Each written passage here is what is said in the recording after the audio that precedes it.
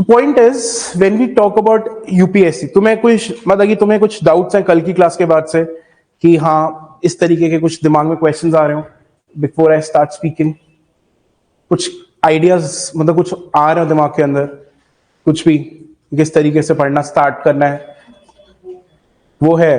और कोई डाउट्स हैं जैसे कि क्या क्या सोर्सेज यूज करने हैं, न्यूज़पेपर्स को कैसे देखना है, न्यूज़पेपर्स ऐसा होता है ठीक, न्यूज़पेपर्स को कैसे देखना है, वो सब चीजें राइट।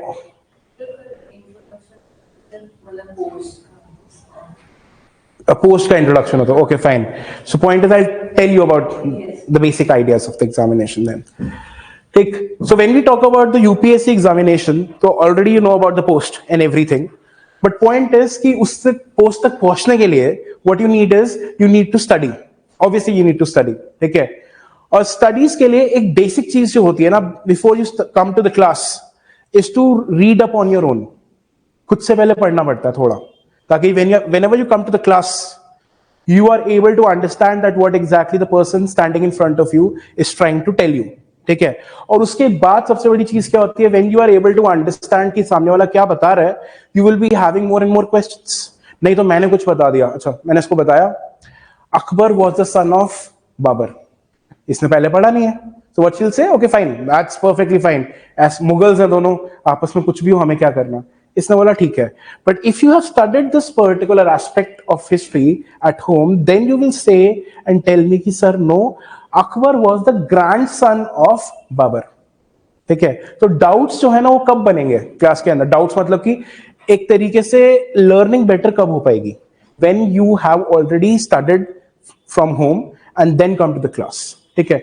अब तुम घर गए, ठीक है, घर जाके रखी किताबें और बस सिर्फ खेलने लग गए पीएसपी या कुछ भी जो भी तुम्हारा मन करा, पॉइंट इज नेक्स्ट डे फिर किताबें उठाई फिर आगे चल पड़े, that is not going to enhance your learning, ठीक है। अगर if you are serious about things that is not going to enhance your learning, you should be able to see कि क्लास में क्या हो रहा है and you should be able to contribute, ठीक है। जैसे तुम्हारे बीच में एक बैठा है अंकित, अब ये आदमी क्लास के मुझे मतलब कि बाकी सारे भी करते हैं, ये भी क्या है कि इसके आंसर राइटिंग स्टाइल देखना कभी तुम, whenever you see his writing style it's good, it's brilliant, ठीक है। इनका आंसर राइटिंग स्टाइल देखना, इनके क्वेश्चंस देखना, she has too many questions but that is good part, क्यों, because she has studied already. अब इसका एक तो कोई डाउट था स्टार्टिंग के स्टार्ट में, तो उसके बाद we actually took 3 days to get that doubt clear, लेकिन क्या है डाउट से प्रॉब्लम नहीं होती but you should have studied, फिर वो डाउट भी क्या, ऐसा नहीं है कि कुछ भी पूछ लिया। Point is you should be relevant to the topic, and when you ask relevant questions then it also becomes my duty to tell you and explain you that whatever you need to understand this is what it is, ठीक है। तो इसका एक doubt था, तो I think we took around 3 days इसके दिमाग में पूरी तरीके से बिठाने के लिए। I think that was a doubt कि हिस्ट्री है जो दैट इज कॉन्टेक्चुअल, सिर्फ इतनी सी बात बिठाने के लिए इट ऑलमोस्ट टुक 3 days कि जो भी चीज होती है कोई भी ट्रुथ नहीं है, एवरीथिंग इज कॉन्टेक्चुअल।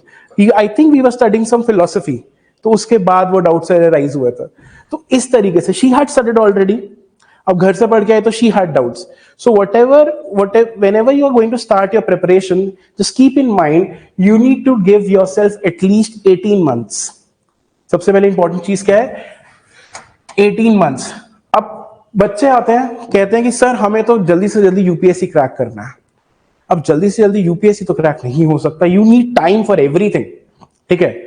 अब पॉइंट इज कि when I started teaching around 7 or 8 years ago with a 1 year break in between, तो बहुत सिंपल सी एक चीज थी, I was not so confident in the beginning, ठीक है। अभी तो यहाँ पर आज के दिन तो कम है, वैसे whenever I go to Karol Bagh और इन सब जगहों पे तो 200 बच्चे क्लास के अंदर बैठे हैं, and when I started teaching तो उस क्लास के अंदर 75 स्टूडेंट्स थे, ठीक है।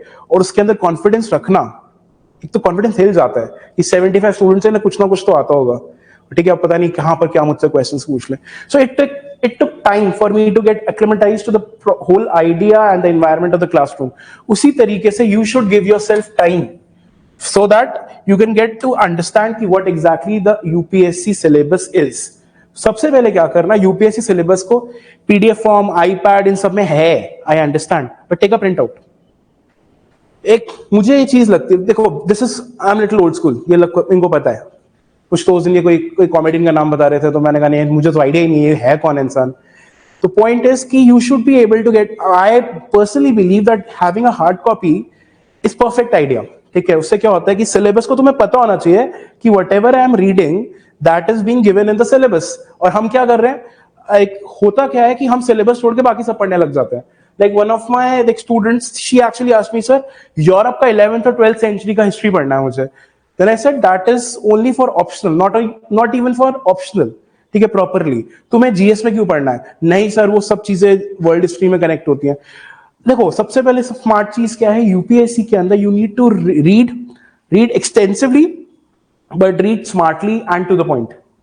बुक्स तो हजारों आने वाली है। एंशिएंट इंडिया के ऊपर तुम टाइप करोगे ना, relevant books for UPSC, AI पे या फिर गूगल पे 100 बुक्स मिल जाएंगी। You can not read 100 books. कर सकती है दाशिनी? मेरी बुक्स तेरे पास है, याद रखना, डोंट लूज देम, ठीक है। 100 बुक्स आएंगी, ठीक है। When you have 100 books, you cannot read 100 books. What you need is, you need smart study. Smart study कैसे होगी? First of all, read NCERT. और ये नहीं कह रहा कि मैं NCERT पढ़ के पूरा हो जाएगा। Read NCERT, ठीक है। NCERT पढ़ने के बाद you will have a base. I don't prefer making notes from NCERT. सबसे पहले I don't prefer, क्योंकि क्या था, NCERT की बुक के अंदर दे रखा है। What I prefer is, whenever you read a chapter from NCERT, जैसे कोई चैप्टर बताओ, अशोका धम्मा, अशोका के धम्मा के बारे में थोड़ा आइडिया है? नहीं, कौन से चीज के बारे में आइडिया है हिस्ट्री में? कुछ आइडिया नहीं है? No idea? देखो, कोई आइडिया नहीं है। अच्छा, कोई भी 1857 करते, छोटा सा। Supposedly you are reading 1857 from NCERT, ठीक है, तो डोंट मेक नोट्स, ठीक है, प्रॉपर नोट्स, जस्ट मार्क कि ये इंपॉर्टेंट है। उससे इंपॉर्टेंट चीज क्या करो, right a summary of the chapter. अब supposedly the chapter is for 7 pages. Don't write a summary in 9 pages. The summary should only be considering the fact कि 9 pages का chapter है. Summary should not be more than 1 page. और summary में क्या होना चाहिए, ये नहीं लिखना चाहिए कि irrelevant details. Just write the major argument of the chapter. Like 1857 was not only a army rebellion, or was not only a civil rebellion, it was a mixture of army and civil rebellion. It was a Sepoy mutiny plus the civil mutiny, ठीक है, both of them doing it together. And the end result was, may not be favorable to India, but the point is, it started off a new wave of nationalism in India, ठीक है। तो इस तरीके से whenever you are going to write a summary about the chapter, this is just an example, ठीक है। So whenever you start reading the history portion, जब तुम चैप्टर को पढ़ोगे, लिखोगे summary, and then you are going to get it to me, तो उससे क्या होगा ना, I will make it more better कि हाँ, कि इस तरीके से कर सकते हैं। तो चैप्टर की समरी लिखने से क्या होगा कि मेंस एग्जामिनेशन में you will have the basic argument in place. Mains examination के लिए एक आर्ग्यूमेंट होता है हर एक चैप्टर का, कि ये चीज इसके अंदर ये मेन बोली गई है। हड़प्पन सिविलाइजेशन का क्या आर्ग्यूमेंट होगा अंकित, एक बेसिक, एक लाइन में? Advance civilisation. और इस साल बहुत जरूरी है Harappan civilisation, because it has completed 100 years of its discovery और अनाउंसमेंट ऑफ डिस्कवरी। तो point is, Harappan civilisation was one of the most advanced and the biggest civilisation in the ancient world, having a proper town planning, ठीक है, proper trading networks and agricultural facilities. 2 line के अंदर I have summarised what exactly is the major need for Harappan civilisation, ठीक है। तो from NCERTs just make these kind of summaries, ठीक है। And then when you have read the NCERTs, उसके बाद से दूसरी बुक सोचेंगे कि क्या करना है। सबसे पहले हम जो गलती करते हैं वो पढ़ते हैं जिस्ट ऑफ एनसीईआरटी। आजकल मार्केट में आता है, मैं गलत आइडियाज दे रहा हूं तुम्हें, मुझे पता है, लेकिन मार्केट में एक चीज आती है, gist of NCERT, notes on NCERT. Tashi ने कुछ नोट्स लिखे, ठीक है, अब मुझे पढ़ना है। I can't read from her notes, मतलब तेरे नोट से नहीं, ऐसा नहीं, I can read from anybody's notes, ठीक है। I won't be able to understand connect the dots की क्या लिखा है इसके अंदर। I won't be able to understand until I read the entire chapter, क्योंकि चैप्टर एक स्टोरी की तरह लिखा हुआ है। तो मुझे वो दिमाग के अंदर वो इस तरीके से एक पोर्शन पे दूसरा पोर्शन, जेंगा खेला है, जेंगा पता है, ब्लॉक्स बनाए हैं, अरे तुमने कुछ करा है तो इस तरीके से जेंगा क्या होता है, गेम होता है, which is a wooden blocks, उसको एक दूसरे के ऊपर रखना होता है। तो चैप्टर इज लाइक दैट, वो डेवलप करेगा धीरे धीरे धीरे करके, वो चैप्टर बड़ा होता जाएगा, ठीक है। तो वही चीज है, नोट्स में क्या होगा, सिर्फ वो रेलेवेंट डिटेल्स दे देगा कि ये पढ़ो। वो जरूरी है या मे बी तुम्हारे लिए जरूरी नहीं है, until you have read the chapter। अगर चैप्टर पढ़ लिया then you can read the gist, वो ज्यादा सेंस बनाएगा, नहीं तो इतना भी मेहनत नहीं क्यों करूं, बाजार जाके खरीदूं बुक्स। सबसे आसान काम क्या करूंगा, AI. Make me a summary of this particular chapter from NCERT, टक क्लिक करा, नीचे पूरी समरी आ गई। एंड उसके बाद अगर तुम्हें लग रहा है कम है, लिखो extensive summary with a special focus on UPSC prelims and UPSC mains, and also suggest me some questions. पूरे के पूरे क्वेश्चंस भी आ गए, सब कुछ आ गया। तो उस तरीके से, so what you need to do is you need to first of all make your base stronger, that is to read NCERTs. ठीक है, अब बताओ, अब तक कोई क्वेश्चन? एनसीईआरटीज पढ़ी है, नहीं पढ़ी है? अंकित आगे वाला, थोड़ी बहुत नहीं पढ़ी है तूने, स्टार्ट करो पढ़ना। दीपांकिता पढ़ी है एनसीईआरटीज?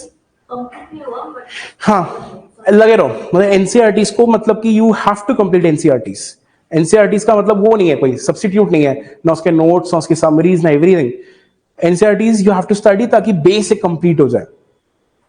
2016 के अंदर क्वेश्चंस जो थे ना हिस्ट्री के, 16 questions were straight from NCERTs only. 2021 questions थे उस साल, 16 questions from directly from NCERT. अब मैं ये नहीं कह रहा कि हर साल इतने आएंगे, but point is you never know कि किस तरीके से चीजें हो सकती हैं। Thank you. ठीक है, किस तरीके से चीजें आ सकती है। तो एनसीईआरटीज का अगर तुम्हारा बेस कंप्लीट नहीं होगा, then the point is you will be in a trouble. ठीक है, तो एनसीईआरटीज को कंप्लीट करो। हाँ, उसके बाद पढ़ना जरूरी है, फर्स्ट ऑफ ऑल एनसीईआरटीज। ठीक है, तो this is the first thing which you need to do. समझ आई? कोई डाउट्स अब तक? कौन सी देखो, अब जैसे हिस्ट्री के पोर्शन के लिए एनसीईआरटीज जो है क्लास 6, 7 और 8, किस किसने 10th के बाद हिस्ट्री पढ़ी है? अभी तुम तीनों में से पढ़ी है किसी ने 10th के बाद हिस्ट्री? तो पॉइंट इज 6, 7 एंड 8 के NCERT will be your starting point. ठीक है, because these are the basic NCERTs. और बेसिक्स जब तक हम नहीं करेंगे, जब तक हम हायर एनसीईआरटीज को नहीं छुएंगे, क्योंकि बेसिक्स पढ़ने के बाद हमारे को एक स्टोरी समझ में आएगी कि हाँ इस तरीके से ये है, ये है, ये है। Supposedly I am coming to the class, ठीक है, I already have in mind कि तुम लोग क्या क्वेश्चंस पूछने वाले हो। I already prepare a chapter और दिमाग के अंदर ये रख के आता हूं कि हाँ ये क्वेश्चन दीक्षांत पूछने वाला है, या अंकित पूछने वाला है, या ताशी पूछने वाला है। So I already have those questions in mind. तो उसी तरीके से when you are going to read NCERT, तो एक चैप्टर का ना एक आइडिया लगेगा। फिर जब एक बड़े और थोड़ा ज्यादा कॉम्प्लेक्स चैप्टर की तरफ तुम जाओगे सेम चीज के, तो थोड़ी बेटर अंडरस्टैंडिंग हो जाएगी। जैसे Buddhism and Jainism, when you are going to read directly from bigger NCERTs, तो क्या होगा, डिफिकल्टी होगी पढ़ने में। छोटे एनसीईआरटीज के लिए पढ़ने में क्या होगा कि एक आसान से समझ आ जाएगा। बच्चे क्या कहते हैं, लेकिन कहते हैं सर वो तो छोटे बच्चों के लिए है। तो मना किसने करा पढ़ने के लिए? तुम्हें मना करे किसी ने? अगर वो 6, 7, 8 के बच्चों के लिए, तो तुम्हें मना करा है? पढ़ो ना, बेटर अंडरस्टैंडिंग बनाओ, किसी ने मना नहीं करा। Time, always remember nothing can be done in hurry. 18 months is something you should dedicate your life to, for if you are aiming for UPSC, at least 18 months। ये सबसे इंपॉर्टेंट चीज है। 18 मंथ्स के अंदर तुम्हारा कोचिंग भी आ गया, self study भी आ गया, और टेस्ट सीरीज भी आ गई। 18 मंथ्स का मतलब है ज्यादा लंबा टाइम नहीं। 18 मंथ्स लंबा टाइम है, 18 मंथ्स लगता है, but when you start preparing पता भी नहीं लगेगा कहां चलेगा। मैंने बोला पापा यार 1 साल जाना पड़ेगा, 1 साल जाना पड़ेगा। पापा कहते पता भी नहीं लगेगा 1 साल कहां चला गया। तो सही में पता नहीं लगा कि 1 साल कहां चला गया, रिजल्ट्स आ गए, सब कुछ हो गया।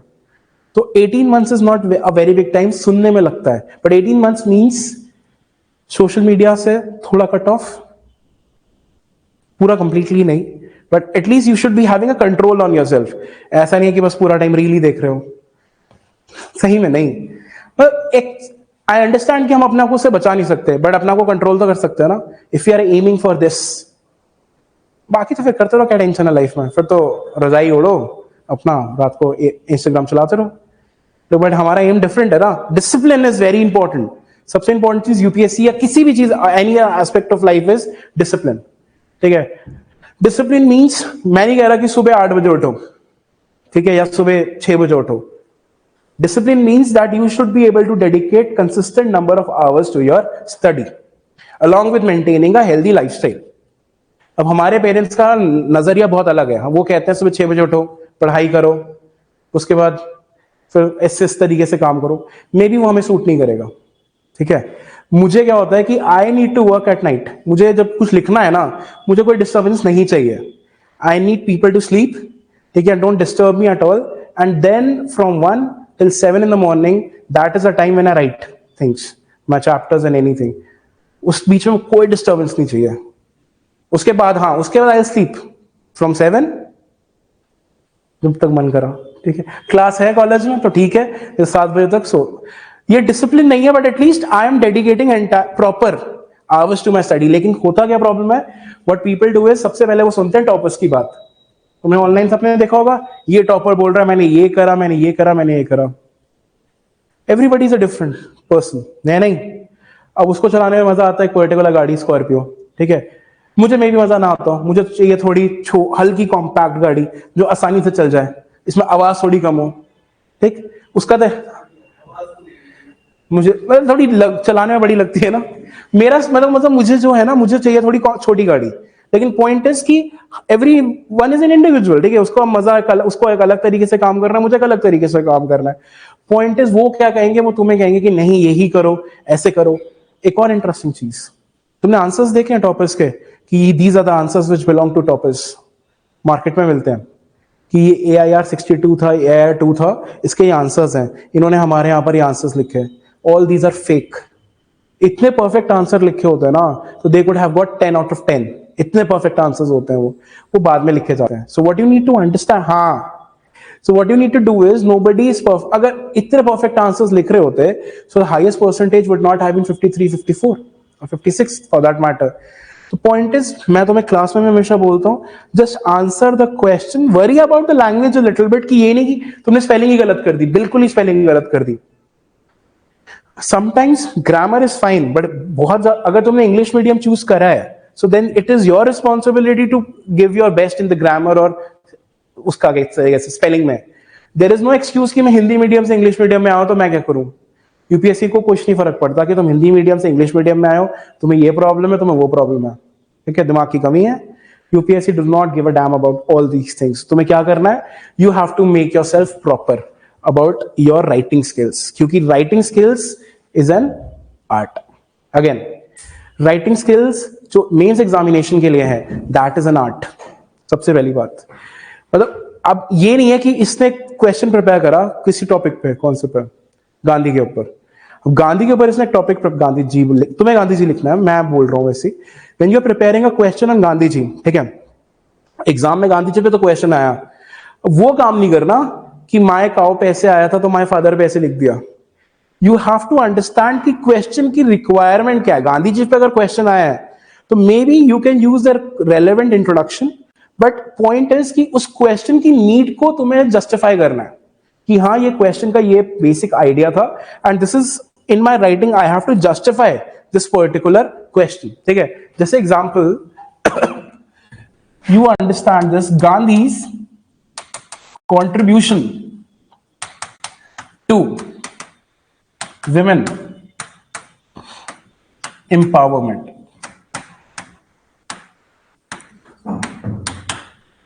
That is a question which is given in the exam. हम क्या गलती करते हैं, we write everything about Gandhi और विमेन के ऊपर थोड़ा सा सेक्शन डेडिकेट कर देते हैं। We write what is civil disobedience movement, what is NCM, Gandhi ji के साउथ अफ्रीका में भी थे, वहां पर फार्म हाउस बनाया, ये करा वो करा। That is not required. Basic requirement क्या है, contribution to women empowerment. So introduction में you are going to write 2 or 3 lines about Gandhi, but body of the answer will always have the details which are relevant to the question. वो गलत नहीं है जो तुम लिख रहे हो, but what is the problem is you are not answering the question. College में हमें डिफरेंट तरीके से सिखाया जाता है। कॉलेज में क्या होता है, जितने पेजेस एक्स्ट्रा उतने ज्यादा मार्क्स। कॉलेज में यही होता है, दिस इज नॉट कॉलेज, ठीक है। सबसे इंपॉर्टेंट चीज क्या है, 150 वर्ड्स का अगर है तो you should always aim for 140 words. अब तुम कहोगे सर 160 भी हो सकते हैं, 170 भी हो सकते हैं, but they are not going to cut marks. But एक चीज नोटिस करो, 3 hours 20 क्वेश्चंस, ठीक है, उसमें 150 वर्ड्स के भी होंगे, 250 वर्ड्स के भी होंगे। तो अगर तुम एक ही क्वेश्चन पे सारा टाइम डेडिकेट कर दोगे तो बाकी सारे क्वेश्चंस कैसे करोगे? And you get only less than 7 minutes to think, comprehend and write a question. 7 minute में, सिर्फ 7 मिनट। इस क्वेश्चन को लिखने के लिए तुम्हें कितना टाइम मिलेगा? Only 7 minutes to write a single question. लेकिन इसका भी सोल्यूशन है, मतलब डरने से काम नहीं चलेगा। You have to face things कि 7 minutes to 7 minutes, लेकिन what should I do is I should be able to do things within 6 minutes. और वो कैसे कर पाओगे? इसका बहुत सिंपल तरीका जो मैं इनको ऑलरेडी बता भी चुका हूं. Whenever you are reading a topic, जैसे supposedly मॉडर्न इंडिया में क्या पढ़े, मॉडर्न में जैसे पॉलिटिक्स ऑफ पार्टीशन, ठीक है, that is from 1940 to 47.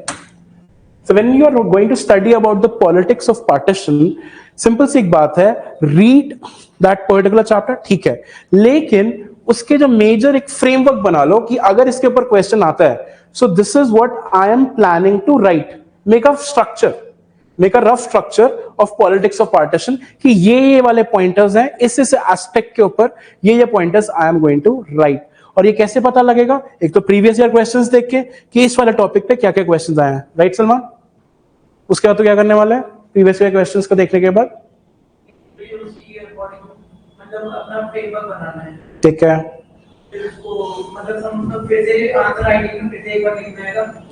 बिल्कुल.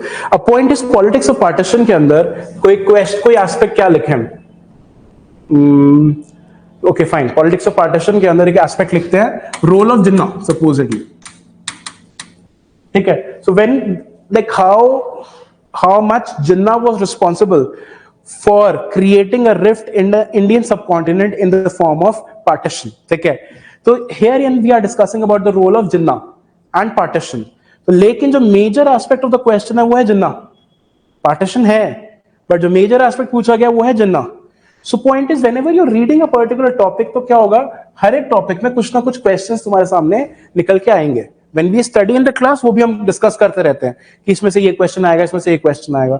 So try and make structure about a particular topic, ठीक है. तो एग्जाम में जब वो 7 मिनट्स होंगे ना, you are not going to waste your time thinking about कि क्या क्या लिखना है इसके अंदर. यू ऑलरेडी नो कि ये लिखना है मुझे इसके अंदर, बट हाँ डिटेल्स को ऊपर नीचे कैसे करना है वो तुम्हारा काम है. डिटेल्स ऊपर नीचे करनी पड़ेगी ना, ये थोड़ी कि जो हमने एकदम स्ट्रक्चर बना दिया, पत्थर की लकीर हो गया वही लिखेंगे.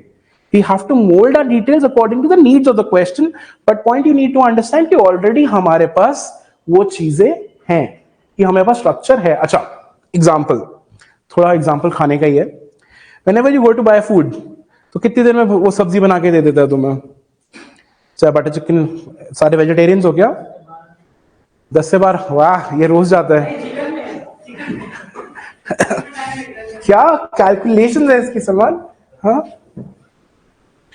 ठीक है, 10 से 12, 10 मिनट मैक्स. अगर पीक टाइम पे जाओगे, तुमने एक चीज नोटिस करी है, every dish has a same colour, चाहे वो पनीर हो चाहे इसका चिकन हो, every dish almost has a same colour, orange. और भूख तो नहीं लगना तुझे? ठीक. अब हर एक चीज का कलर सेम कैसे हो सकता है? क्योंकि वो ऑलरेडी एक मॉर्निंग में एक ग्रेवी बना के रखता है, ठीक है. और ये बात मुझे कैसे पता लगी? देख के तो पता लग ही सकती है, लेकिन हमारा स्कूल का बस स्टॉप जो था ना, वो एक शॉप के सामने था जो मॉर्निंग में ऐसा पूरा ग्रेवी बनाता था, ठीक है. हमारे घर से थोड़ा दूर था बस स्टॉप. तो उसमें मैंने पापा से पूछा, मैंने पापा ये क्या कर रहा है, ये पूरा सब कुछ? पापा कहते सिंगल ग्रेवी बनाएगा और सब इसलिए 10 मिनट में वो खाना दे देता है. Point is you need to have a structure in place. Structure के अंदर तुम्हें पनीर डालना है, चिकन डालना है, जो भी डालना है, that depends upon the requirements of the question. वो करना पड़ेगा. लेकिन 7 मिनट्स के अंदर तुम सोचो कि मैं सोच भी लूंगा, इंसान लिख भी लेगा, उसका रिविजन भी कर लेगा, that is bit of a over thinking. So everything should be prepared in advance. एक 15,000 लोग मेंस एग्जामिनेशन देने वाले हैं, ठीक है, अप्रोक्सीमेटली 15,000 एक ही चीज पढ़ने वाले हैं. तुम उन 15,000 में से अपनी एक सीट 1000 में कैसे लेके आओगे? You have to do something different from which they are doing, ठीक है. स्ट्रक्चर मेंटेन करना एग्जाम का, क्वेश्चंस का, that is a very important idea. और स्ट्रक्चर को मोल्ड करना according to the needs of the question, वो भी. अब मोल्ड कैसे करना आएगा, ये क्वेश्चन है सामने, कैसे आएगा मोल्ड करना? फिर से वो एग्जांपल लेते हैं इसका. Diversified knowledge. सबसे पहले व्हेन यू रीड, सबसे पहले इंपॉर्टेंट चीज है, until you don't start reading properly, तब तक आइडियाज कहां से आएंगे दिमाग के अंदर? आई थिंक मैं लास्ट फ्राइडे को आई थिंक हम बात कर रहे थे, नेक्स्ट या फिर मे बी मंडे को बात कर रहे थे. Whenever I'm writing a chapter for my book, होता क्या है, sometimes I write 3 chapters in 6 months.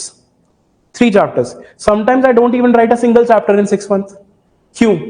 Because I have to read. And when I read, Then only I will have ideas to write a chapter of 20 pages or say 15 pages. जब तक मैं पढ़ूंगा नहीं, तो जैसा भी अंकित ने बोला, जब तक मेरे पास आइडियाज आएंगे ही नहीं. आइडियाज जब आएंगे when I am reading extensively, reading relevant portions extensively. फालतू डिटेल्स पढ़ने का कोई मतलब नहीं है. अब बच्चे क्या पढ़ने लग जाएंगे? Personal life of Nehru. Needed है उस चीज के बारे में? नीड है उसकी? नहीं है ना. या गांधी ने एग्जैक्टली क्या करा, वो नहीं पढ़ेंगे जो रेलेवेंट है. मतलब I tell my students to read experiments with truth, Hind Swaraj, जब भी टाइम मिले, ठीक है, थोड़ा थोड़ा पढ़ोगे तो गांधी जी के आइडियाज तुम्हारे दिमाग में और डेवलप होंगे. तुम्हारे पास बहुत टाइम है अभी, तो read Hind Swaraj, read my experiments with truth. ठीक है, तो उससे क्या होगा, गांधी जी के ऊपर और तुम्हारा जो एक तरीके से क्रिटिकल एनालिसिस है वो और बेटर होगा. ठीक है, तो इस तरीके से रीड रेलेवेंट स्टफ, रीड करोगे तब आंसर लिख पाओगे. और साथ साथ में practice. Diversified knowledge is fine, but until you don't practice writing, तो हमें क्या लगता है, पढ़ लिया अब तुम्हारा भाई सब कुछ लिख लेगा, यही लगता है आदि सारा जनता. हम सबको यही लगता है, तो चाहे ये हो चाहे मैं हूं, हाँ ये तो पढ़ लिया, अब तो हम सब कुछ लिख लेंगे. ऐसे ही होता है. जब लिखने बैठते तो क्या होता है, दिमाग में कुछ चलता ही नहीं है, क्योंकि हमने कुछ लिखा ही नहीं है, हमने सिर्फ पढ़ा है. और point is when we write थोड़ा सा भी उस टॉपिक के ऊपर, आधा पेज, तो वो आधा पेज एग्जामिनेशन में 4 पेजेस का काम करता है. If your writing skills are good, उस चीज को डिफरेंट तरीके से लिखो. Okay fine, Harappan civilisation had this town planning. Town planning seen in Harappan civilisation was not seen in Mesopotamia, Sumerian civilisation. समझ आई? यूपीएससी में नहीं करना, बट मैं तुम्हें बताऊं कॉलेज में हम कैसे करते थे. आधा पेज लिखा तो उसको 4 पेज बनाने की स्किल्स तुम्हारे अंदर होने चाहिए. उसी तरीके से moulding the answer is very important. और वो कैसे आएगा? When you read and when you practise as much as possible means answer writing. सब थर्ड इंपॉर्टेंट डिटेल है कि लिखना कब से स्टार्ट करें. देखो, जब तक तुम पढ़ोगे नहीं तो लिखोगे कैसे? अब बच्चे ये पूछते हैं, सर फर्स्ट डे से आंसर राइटिंग करना स्टार्ट कर दो. पहले तो मैं बोलता है नहीं ऐसा मत करो, अभी पढ़ो. अब मैं बोलता करो, लिख के लाना है टॉपिक. आज तुमने पढ़ा है ना, लिख के लेके आना है इसके ऊपर. तुम लिख पाए, हम लिखेंगे. अगर अपनी मर्जी से लिखेंगे तो थोड़ा बहुत लिख पाएंगे. Do you think I will be able to write anything on that particular topic? लिख पाऊंगा मैं? Because I haven't read on that topic. The point is when you feel confident कि तुमने पढ़ लिया है. हाँ, कॉन्फिडेंस लाने में बहुत ज्यादा लंबा टाइम मत लगाना, but at least take 4 to 5 months before you start practicing the mains answer writing. 4 to 5 months is a cut off. लोग तुमसे कहेंगे पहले करना स्टार्ट करो. कैसे करोगे पहले, जब तक तुम्हारे दिमाग में आइडियाज ही नहीं है? या तो तुम इतने ज्यादा डेडिकेटेड हो कि एग्जैक्टली पूरा दिन में 18 घंटे पढ़ रहे हो, which is not possible for normal human beings to study up to 18 hours. कितने पढ़ते हो तुम पूरे दिन में? कितने पढ़ते हो खुशबू? सर नहीं पूछो तो अच्छा है. अंकित छोड़. अंकित 4 घंटे. ठीक है, अभी स्टार्टिंग है, 12th में है तो अभी तो फर्स्ट कॉलेज हो गया पूरा. अच्छा, ये था शायद आई. हाँ, तो अब पॉइंट इज कि धीरे धीरे 4 घंटे मैं अब सबको स्टार्टिंग ना आराम से करनी पड़ेगी. So because you have to pace your self. ऐसा नहीं कि एक दिन तो पूरे 15 घंटे पढ़ लिया और पूरे हफ्ते नहीं पढ़ा. अरे 15 घंटे उस दिन पढ़ा था, अब मैं पूरे हफ्ते नहीं पढ़ूंगा, चिल करूंगा लाइफ में. करा है तुम सबने ऐसा? मैंने करा ऐसा बहुत बार कि मैंने उस दिन बहुत सारा लिख लिया था. अब मैं क्या करूंगा, मैं 2-3 दिन आराम करूंगा, कुछ बुक्स को हाथ नहीं लगाऊंगा. इस तरीके से ही होता है. तो वही चीज है. बट हमारे पास सिर्फ 18 मंथ्स है. सिर्फ लगे, अभी तुम्हें लग रहा है बहुत ज्यादा, बस सिर्फ वो 18 है. डोंट थिंक कि मेरे को ये प्रॉब्लम है, ये चीज है, ये फाइनेंशियल है, ये है. अगर तुमने डिसीजन लिया है तो just go through with the decision. ऐसा नहीं होना चाहिए कि नहीं खर्च. अगर फाइनेंशियल प्रॉब्लम तुम्हें लग रहा है कि हमारे पास है, एवरीबडी हैज फाइनेंशियल प्रॉब्लम. अब हम बड़े हो गए तो हमें अब नहीं, तुमसे तो बड़ा हूं मैं 10 years अप्रोक्सीमेटली, तो अब लगता है कि हाँ ठीक है कर सकते हो. लेकिन whenever you are in college तो एक लिमिटेड पॉकेट मनी मिलती है. And when you have a surname Agarwal तो और लिमिटेड पॉकेट मनी मिलती है. उसमें मैनेज करना पड़ता है.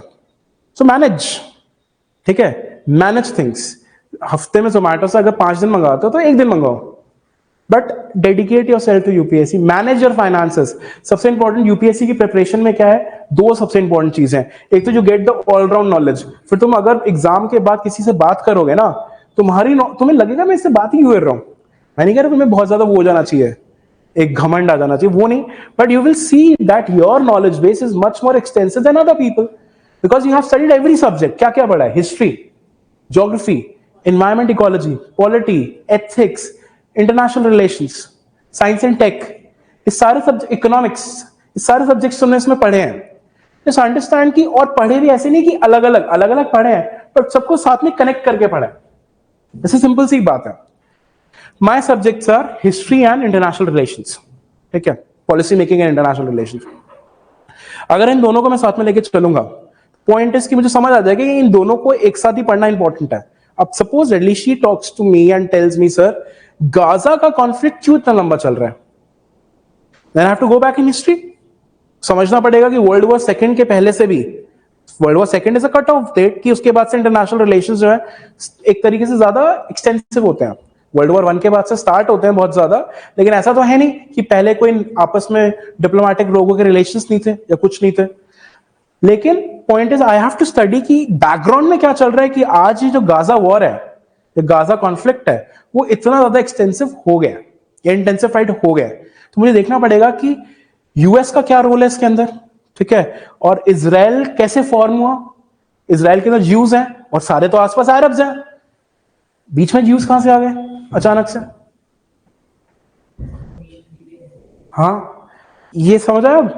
अब तुम्हें ये बात जब तक नहीं समझ आएगी, जब तक तुम्हें क्या लगेगा, हाँ चलो भाई इजराइल अटैक कर रहा है तो यही चीज है, लोग सीजफायर की डिमांड कर रहे हैं, इजराइल सीजफायर नहीं कर रहे. Point is, if you are not going to understand कि ऑटोमन एम्पायर का रोल क्या था इसके अंदर, या फिर ऑटोमन एम्पायर का रोल वर्ल्ड वॉर वन में क्या था, तो उस तक नहीं पढ़ोगे जब then, until then you are not going to understand कि अभी क्या चल रहा है.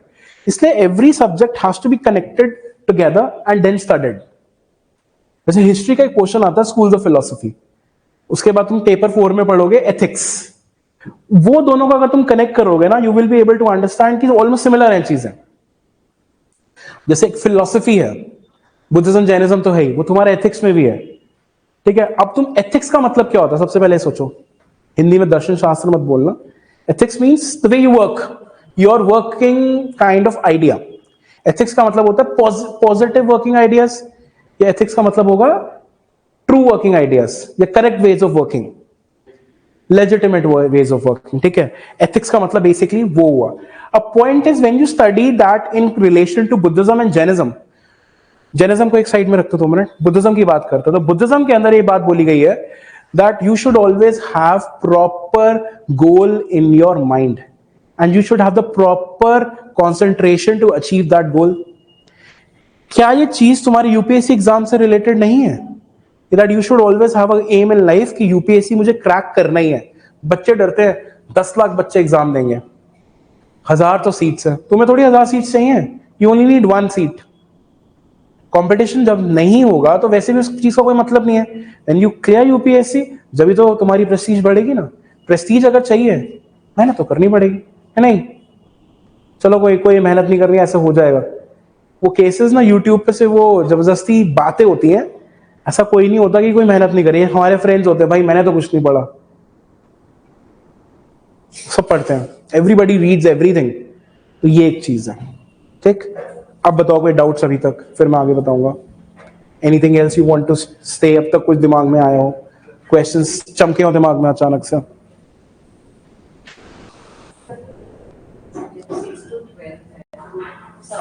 अब क्या, ओके, जैसे मेरे सब्जेक्ट्स के लिए first of all start with 6 to 8 ancient, medieval, modern.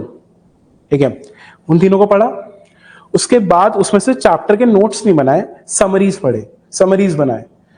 अब उसके बाद what you do is you go to class 11th and 12th NCERTs of history. ठीक है, वो I will tell you in the class itself कि exactly इस modern के लिए ये वाली हिस्ट्री बुक पढ़नी है, और एंशिएंट के लिए ये वाली, और मिडीवल के लिए ये वाली. ठीक है, that is what I am going to tell you. Each and every teacher is going to tell you कि किसके लिए कौन सी एनसीईआरटीज पढ़नी है. ठीक, और उसमें से किस चीज पे ज्यादा ध्यान देना है. ठीक है, जैसे एनसीईआरटीज हैं, I always tell them purple boxes जो होते हैं एनसीईआरटीज के अंदर, न्यू एनसीईआरटीज के अंदर, पूरी एनसीईआरटी पढ़ने की नीड नहीं है, न्यू वाली, उसके अंदर जो पर्पल बॉक्सेस हैं, that is the only thing which you need for your prelims examination. ठीक है, तो उस तरीके से first of all start with 6 to 8 NCERT. ठीक है, डोंट मेक नोट्स. हाँ, अगर तुम्हें जैसे लग रहा है, सपोज एटलीस्ट 6 to 8 की जो एनसीईआरटी है उसके अंदर यू फील कि कुछ वर्ड्स हैं, जैसे सपोज एटली you get a word ryotwari. और you get another word like zamindari. तो वर्ड्स का एक अलग से लिस्ट बना लो कि these are the words and this is the meaning of that particular word, क्योंकि एग्जाम के प्रीलिम्स में इसकी कैसे रेलेवेंस होगी सलमान?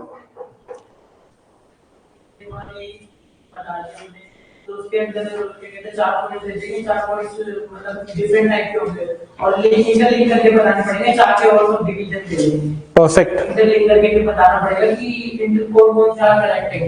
ठीक है। और रैयतवारी में इसमें ये तो इसमें बिल्कुल एडवांस लेवल बता दिया, मतलब बेसिक क्वेश्चंस कैसे आते हैं वो बताता हूँ कि रैयतवारी का मतलब क्या है। What do you understand by the term ryotwari? ये सिर्फ एक एग्जांपल है, इतना आसान कभी यूपीएससी का मन अच्छा हुआ तो दे दिया, ये तो इतना आसान टर्म्स नहीं देंगे, they will give you terms लेकिन थोड़े डिफिकल्ट वाले। तो इसलिए क्या चीज है, जो छोटे वाले एनसीईआरटी 6 to 8 उसमें जो इंपॉर्टेंट टर्म्स हैं, make a list of those important terms, ठीक है, उस तरीके से। अभी तो तुम्हारी हिस्ट्री पोर्शन में टाइम है थोड़ा, अभी तो तुम्हारा और भी सब्जेक्ट्स चलेंगे। So when we come to history, इसने तक तुम 6 to 8 वाली एनसीईआरटी पढ़ के रख लो, एक बेसिक रीडिंग। और बेसिक रीडिंग का मतलब है I require you to read 2 times in the space of 1 week। 6 to 8 6th class की बुक को पढ़ने में कितना टाइम लगेगा? How much time do you think you are going to dedicate to class 6th book? कितना लगाओगे? बस, ठीक है, चलो एक दिन में हमें लग रहा है बहुत ज्यादा हो रहा है, 2 दिन, ठीक है, जस्ट 2 दिन मैक्स टू मैक्स। मतलब 2 दिन से ज्यादा अगर तुम लगाओगे ना तो दैट मीन्स कि कहीं ना कहीं हम लैक कर रहे हैं किसी ना किसी चीज में। हमें 2 दिन में एक एनसीईआरटी कंप्लीट करनी है, ये 6 to 8 वाली, ठीक है। उसके अंदर हमें समरी भी लिखनी है और उसके अंदर हमें उसके जो वर्ड्स है वो भी लिखने हैं, सिर्फ 2 दिन में, ठीक है। लेकिन वो कैच है इसके अंदर, 2 दिन में एक बार तुम जब रीड करोगे, don't write anything, don't go into the greater details of the things, just read. Read का मतलब ये नहीं है कि अच्छा पिक्चर्स देख लिए, रीड मतलब थोड़ा प्रॉपर्ली रीड, बट उतना ज्यादा एक्सटेंसिव रीड मत करो, जस्ट रीड, ताकि तुम्हारे दिमाग में एक स्केलेटन बन जाए that this particular chapter is this. Leave the book for 3 days, that's my idea. Leave the book for 3 days, वो तुम्हारे बुक में तुम्हारे दिमाग में चलती रहेगी, तुम्हारे आइडियाज धीरे धीरे और डेवलप होंगे, अंडरस्टैंडिंग और डेवलप होगी, and then read the book again after 3 days। You will definitely notice the increase in your speed, plus you will be able to understand कि ये कॉन्सेप्ट मुझे इसके अंदर से रेलेवेंट लग रहे हैं। So read like this. For every NCERT, you need at least 2 readings. One normal reading and second extensive reading. और एक और इंपॉर्टेंट चीज है, जो वर्ड्स हैं बुक्स के अंदर, एक कुछ वोकैब जो है उसको इग्नोर मत करो। अब जैसे किसी ने बोला the entire Indian subcontinent was इनगल्फ्ड in the fog during the early parts of January, word आया इनगल्फ्ड।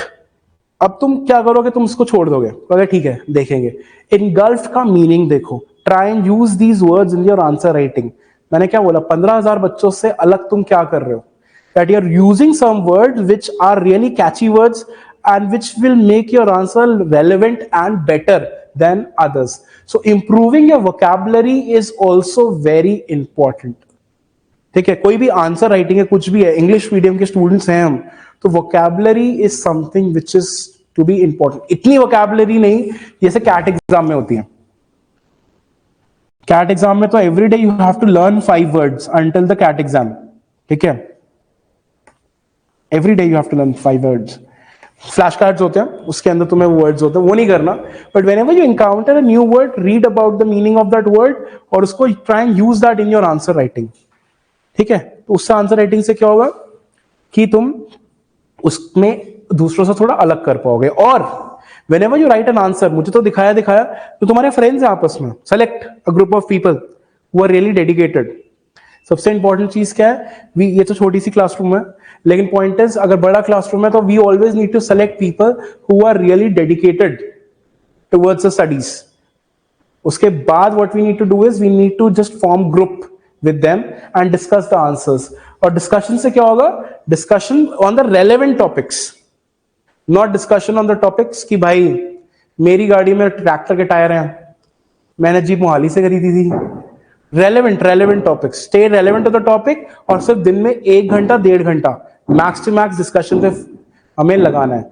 और जो भी तुमने लिखा है, तुम्हें लग रहा है डाउट्स है, एक चीज सिंपल होती है, एक टीचर समझा रहे हैं वो एक अलग बात है, जब एक स्टूडेंट समझाता है ना साथ वाला, तो ज्यादा समझ में आता है नहीं। क्योंकि हम उसको उस तरीके से देखते हैं कि हाँ ये इंसान मुझ पे एहसान कर रहा है समझा के, तो उसको बेटर समझ पाता है। सो डिस्कशंस के लिए don't give yourself too much of time, 1 hour is max to max a cut off limit. Discuss करो कि इसमें और क्या बेटर हो सकता था। अगर तुम्हें लग रहा है उसके आंसर राइटिंग स्किल्स बेटर हैं तुमसे, डोंट हेजिटेट, लेके जाओ। शर्म वाली क्या बात है? शर्म वाली कोई बात है इसमें कि नहीं मेरे आंसर स्किल्स अच्छे नहीं, उसके आंसर स्किल्स अच्छे हैं तो वो क्या सोचेगा मेरे बारे में? ये है। लेकिन आजकल ये चीजें may be not in your generation but तुम्हारे वाले जो नीचे हैं वो बिल्कुल यही बात सोचते हैं कि अगर मैंने ऐसा बोल दिया तो लोग क्या कहेंगे। Stop thinking about that, discuss the answers with the people. ठीक, अब समझ आया कि एनसीईआरटी को किस तरीके से पढ़ना है। 2 readings are essential readings, first normal reading, second extensive reading, but there should be a gap of 3 days। और दीक्षांत ने जैसे बताया max to max 2 days max होना चाहिए। वैसे तो I will prefer in 1 day, ठीक है, तो I should be able to complete everything in 1 day, but तुम्हें क्या करना है, तुम्हें just complete the things in 2 days may be. उससे ज्यादा करने का मतलब है कि you are just stretching things और वेस्ट कर रहे हो टाइम और कुछ भी नहीं कर रहे। ठीक, और बताओ और कोई क्वेश्चंस, एनीथिंग? एग्जाम्स हो गए अंकित पूरे भी चल रहे हैं? एनीथिंग अबाउट न्यूज़पेपर्स, किसी तरीके से क्या बताओ, करंट अफेयर्स? बोलो बोलो बोलो, तुम्हारे कोई डाउट्स हैं? नहीं?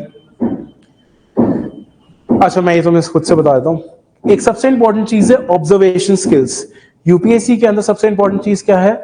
You need to observe things which are going around you. Observe ये नहीं कि घर सामने वाले के घर में लड़ाई हो रही है, वो ऑब्जर्व नहीं करना है।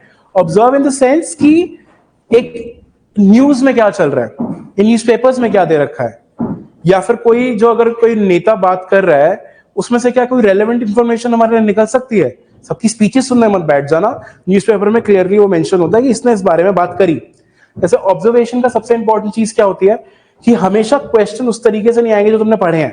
ऐसा नहीं है कि तुमने पढ़ा Gandhi ji came back to India in 1915, ठीक है, अब इसमें से क्वेश्चन ये आ सकता है कि व्हेन इज द इंटरनेशनल और when is the NRI day celebrated in India, ठीक है।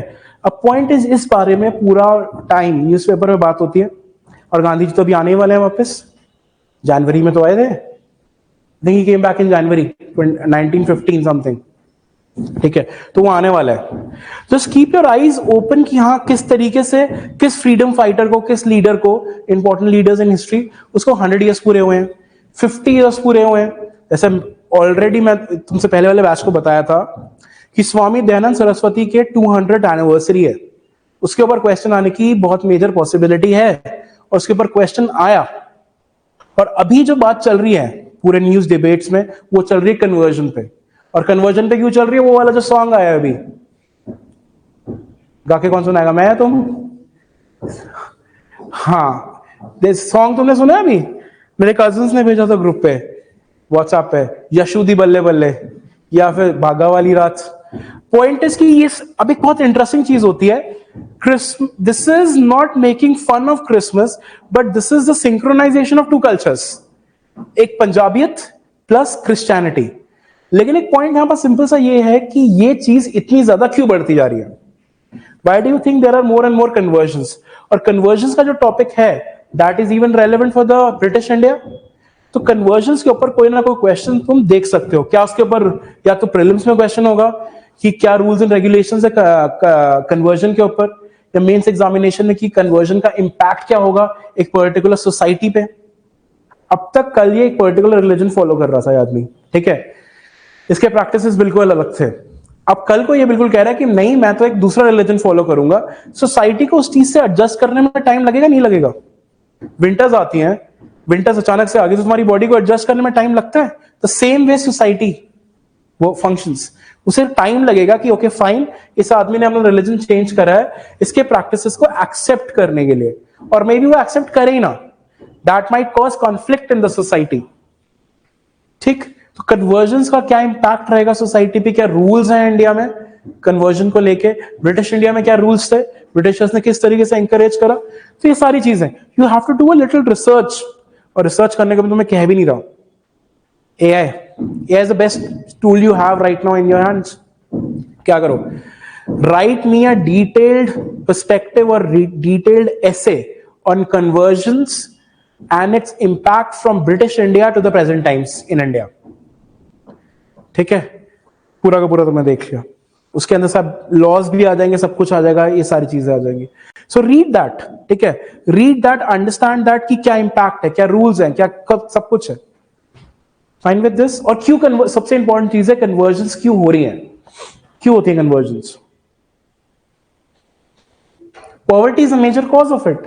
ठीक है, पॉवर्टी और रिस्पेक्टफुलनेस ना मिलना अपने पुराने रिलीजन में, लेकिन सबसे इंपॉर्टेंट चीज क्या है, poverty. I am poor supposedly, और मुझे अपने रिलीजन में रिस्पेक्ट नहीं मिल रही है. दूसरे वाले लोग कह रहे हैं we will give you money, we will give you education, we will give you job. तो मुझे क्या करना है रिलीजन का, कुछ नहीं करना ना. What I need is basic things in life. Maybe they are exploiting me या कुछ भी करके, but they are providing me with the basic aspect of life. तो मैं क्या करूंगा, उस तरफ चला जाऊंगा. ठीक, अब इस तरीके से दिमाग अपना और कान खुले रखने की क्या चीजें हो रही हैं अपने आसपास सोसाइटी में.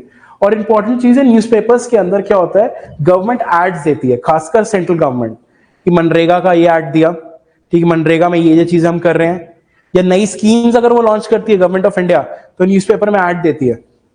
सपोजली प्रधानमंत्री सड़क ग्राम उद्योग योजना या प्रधानमंत्री लघु उद्योग योजना, दैट इज माइक्रो इंडस्ट्रीज या स्मॉल स्केल इंडस्ट्रीज. उसमें क्या क्या गवर्नमेंट ऑफ इंडिया प्रोविजंस दे रही है, क्या कर रही है, उस एड के अंदर रेलेवेंटली दे रखे हैं. तो तुम्हें उस एड को देखना है. ठीक है, उस एड को देखो और देखो कि गवर्नमेंट ऑफ इंडिया में क्या क्या दे रही है, and that becomes a question for the prelims examination. तो इस तरीके से थोड़ा थोड़ा, बहुत ज्यादा वो नहीं करना, but point is you need to keep your observation skills very very sharp.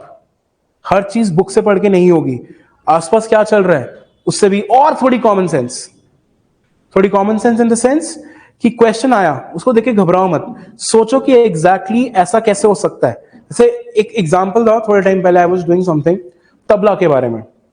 अब उसमें ये था क्वेश्चन में, तबला ऑप्शन जैसे बोल रहा था ना थोड़ी देर पहले, उसमें था tabla was extensively used in 9th century. ठीक है, सूफिज्म के ऊपर कोई क्वेश्चन था. अब पॉइंट यहां पर ये हुआ कि tabla was used in context of Sufism, but सबसे इंपॉर्टेंट बात है 9th सेंचुरी में नहीं हुआ, बिकॉज उसको इन्वेंट ही जो करेक्ट तरीके से बोला जाता है आमिर खुसरो ने करा. And Amir Khusro was not there in the 9th century, he was there in the 11th and the 12th century. दिमाग लगा मेरा थोड़ा. तो इस तरीके से कनेक्ट करना, और ये बहुत डिफिकल्ट नहीं है, this is very easy. It will become easier when you start studying about that particular topic. So applying common sense, घबराना नहीं है. एक होता है ना कि हम देख के घबरा जाते हैं कि हे भगवान क्या होगा एग्जामिनेशन पेपर को. कीप योरसेल्फ काम, keep yourself motivated in the sense कि जो प्रेजेंट टाइम में तुम्हारे रिक्वायरमेंट है ना, जो भी करने की उसको करो. ये नहीं कि फ्यूचर में क्या होने वाला है उसको सोच के घबरा गए और जो 100 क्वेश्चंस तुम्हारे सामने है उसको तुमने खराब कर दिया. जस्ट थिंक कि my present task is to dedicate my entire attention to the 100 questions I have in front of me. हम लोग क्या करते हैं, हमारे सामने कोई प्रॉब्लम आती है तो हम प्रॉब्लम को सॉल्व करने के बजाय ये सोचने लग जाते हैं इस प्रॉब्लम से आगे क्या क्या होने वाला है हमारी लाइफ में, rather than solving the problem itself. नहीं, यही करते हैं, यही करेंगे.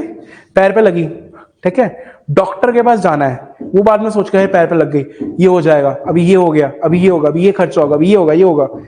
पॉइंट इस पैर पे लगी, डॉक्टर के पास दवाई दिलाओ, बाकी जो होगा बाद में देखेंगे. लेकिन ये बात जो है ना बोलने में बहुत आसान लगती है, ये आएगी कैसे, एटीट्यूड डेवलप कैसे होगा ये, व्हेन यू टाइम योरसेल्फ और stimulate yourself in the UPSC examination environment. उसके लिए क्या करना है, जैसे जो वेदांता की टेस्ट सीरीज है या खुद के प्रैक्टिस टेस्ट हैं, उसमें अपने आप को टाइम करो. Take the test series very very seriously. ठीक है, if you are dedicated towards the goal, take the test series very dedicatedly और टेस्ट सीरीज के डिस्कशंस में आओ. ठीक, डिस्कशंस के साथ साथ अब ये देखो कि ये जो क्वेश्चन है इसके अंदर ये ऑप्शन ठीक था. 4 क्वेश्चन से वो बता रहा है अभी सलमान, 4 ऑप्शन है सलमान, एक ऑप्शन से ठीक है सपोजिटली. अब ये देखो कि बाकी 3 क्वेश्चन ठीक क्यों नहीं है. That is what you need to understand कि बाकी तीनों क्वेश्चंस को इस क्वेश्चन से मैच क्यों नहीं कर रहा. तो उसको तुम सॉल्व करने की कोशिश करो, तो तुम्हारे पास 4 to 5 क्वेश्चंस और आ गया. सो ऐसी बहुत सारी बातें हैं, टिप्स हैं, चीजें हैं which you need to do, but basics क्या है, NCERTs and newspapers. कोई न्यूज़पेपर लाया आज का काशी है? तो मैं तुम्हें समझाता हूँ कि न्यूज़पेपर में क्या डिटेल्स पढ़नी है और क्या नहीं पढ़नी है। ये नहीं पढ़ना कि किसी का मर्डर हो गया या ऐसे हो गया। अच्छा, एक चीज और है, एक टॉपिक है। थैंक यू दर्शन, अभी एक सेकंड में करते हैं इसको। एक क्वेश्चन है आजकल जो बहुत ज्यादा चल रहा है, तो मैं एक चीज नोटिस करोगी, there are extensive cases of men committing suicide because of the marital pressure. अभी तो एक रिसेंट एक आदमी ने करा, उसकी वाइफ उससे 3 करोड़ रुपए एलिमनी मांग रही है। 3 ही करोड़ मांग रही थी ना, बाद में जो न्यूज़पेपर्स में आया, पता नहीं वो रेलेवेंट रिपोर्ट्स हैं या नहीं। एक एक्टर था, आई थिंक एक मूवी में था MS धोनी में, जो कि स्पोर्ट्स शॉप चलाता था, आरजी जो थे, उन्होंने भी इसलिए पूरा वो करा क्योंकि वो तो ये पॉइंट यहां पर यह है, विमेन राइट्स है, फेमिनिज्म है, but what about the rights of the main? Does feminism do not mean having equality between the two genders, two mainstream genders? Feminism का क्या मतलब होता है? Having rights only for the women? I understand कि women को एक platform तक लेके आना है, ठीक है, क्योंकि women have been oppressed for a very very long time. So that is there. But what is feminism doing is, feminism is not giving proper rights to the women who actually need them. Feminism is only giving rights to the women who don't need them. And उसके बाद क्या होती है? They actually abuse those particular rights by misusing them. किसी के ऊपर बोला कि नहीं, अगर section 498A is a very prime example of it. Section 498A में XYZ लड़की ने बोला कि उसके इन-लॉज उसको परेशान कर रहे थे। अब तो आई थिंक थोड़े बहुत चेंजेस हुए हैं लॉज में, लेकिन पहले क्या होता था, थोड़े टाइम पहले तक उसने सिर्फ इतना बोलना है, 7 साल अगर शादी को नहीं हुए हैं, कि ये दहेज के लिए मुझे परेशान कर रहे थे। पूरा परिवार अंदर, पूरा का पूरा परिवार अंदर। साथ है ना, चेंज कर दिया इन्होंने। पहले 7 इयर्स होता था मैरिज के। हमारे गांव में भी ऐसा होता है, हर एक गांव में होता है, हर एक शहर गांव में ये होता है। एक मतलब एक तो इस तरीके का केस था कि एक लेडी ने अपने हस्बैंड को उसके घर से बाहर निकाल दिया। देखो, एक चीज होती है कि किसी की बात सुनना, एक चीज होती है self respect. Self respect is as important as किसी, मतलब कि you are not a cup of tea basically that you need to please everyone. थोड़ी सेल्फ रिस्पेक्ट रखो। जस्ट इस तरीके से अगर घर से बाहर कैसे निकाल दिया भाई? I also have rights and this is my place. I understand कि you should respect the other gender, but इतना रिस्पेक्ट भी नहीं कि तुम्हारी रिस्पेक्ट खत्म हो जाए। हाँ बोलो। मतलब आदमी वो कैंसर से सफर कर रहा है, तो उसको पर मंथ 4000 देने का उसको वाइफ को, बट वो नहीं दे पा रहा, तो उसको जेल में डाल दिया। Now he is like begging, मैं जीवन है मतलब 4000। Do you also know that the men are eligible for alimony? There are laws in our constitution which says that men are also eligible for alimony. नहीं पता ना? There are laws.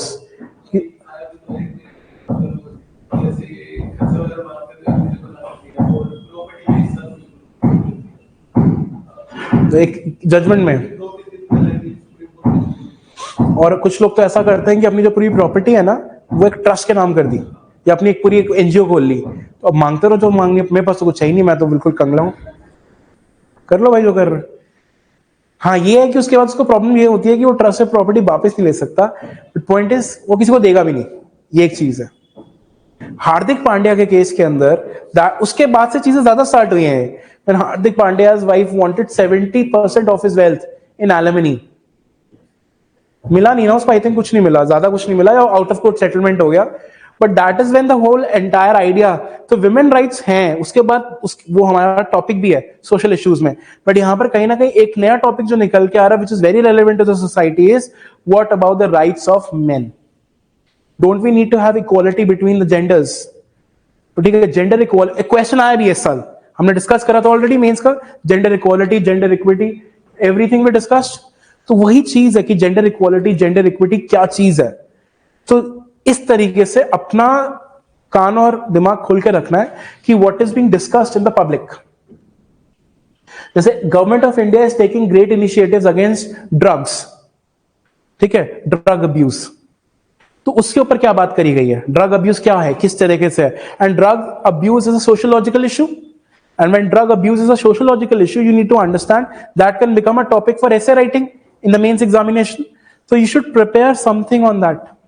Ambedkar, अब देखो अंबेडकर अंबेडकर अंबेडकर कितना आ गया, दिमाग खोलो। अब ये एक पॉइंट है, ये तुम्हारे लिए सिग्नल है that you need to read about Ambedkar, relevant books he has written, relevant political parties he started, लेकिन सबसे ज्यादा जो तुम्हें पढ़ना है आइडियोलॉजी ऑफ अंबेडकर।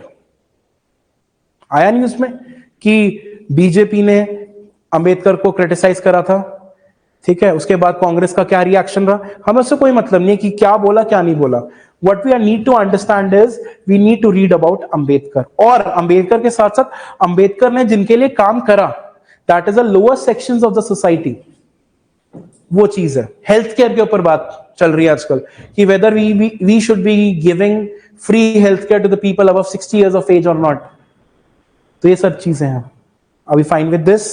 तो इस तरीके के टॉपिक्स जो हैं, just read and write extensively about these particular topics. और हाँ, एक चीज है health care, women issue, education, ठीक है, ठीक है, इन सब के बारे में एक एक अलग सा सेक्शन बनाओ अपने नोटबुक्स में, और ये देखो कि इसके अंदर क्या नए डेवलपमेंट्स हो रहे हैं। जैसे अभी उसने बोला 7 साल से 5 साल कर दिया, कि अगर शादी के 5 साल पहले से किसी लड़की अगर दहेज की कंप्लेंट डालती है, if I am taking your words only, तो उसके पूरे परिवार के अगेंस्ट में केस हो जाएगा। पहले 7 इयर्स था, 2 इयर्स का डिफरेंस आया यहाँ पे।